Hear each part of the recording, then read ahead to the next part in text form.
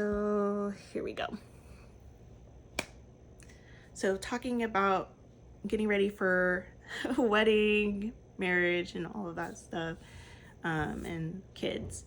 So yeah, my understanding was before we got married, so part of my dad passing away, I actually inherited some money from my dad, and like we discussed that we definitely put that into like a home together. We already had some other savings together, so we invested that into buying a place together. And as we were shopping for a place, the conversation was that we wanted at least 2 bedrooms because ultimately long term we wanted to expand our family, right? And so I'm thinking, right, we're talking about like kids, we're getting a home, we're getting married later in the year that we bought this home, right? So I'm thinking that's kind of where our lives together are going. At this point, we're both kind of, mid in our careers, right? He's making good money. I am making decent income. We're by no means like wealthy or rich, but we're stable enough where like we could start a family at that point. So we get married, and really excited. It's a really beautiful day.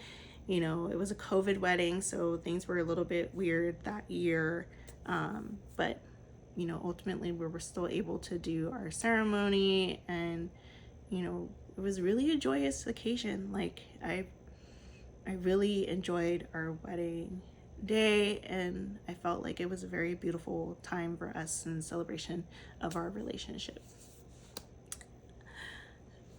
Fast forward a year into marriage, so the kid conversation kind of comes back to a head, because at this point, right, we had discussed and we're having conversations throughout the year that like a year after would be like a good time for us to start trying for children.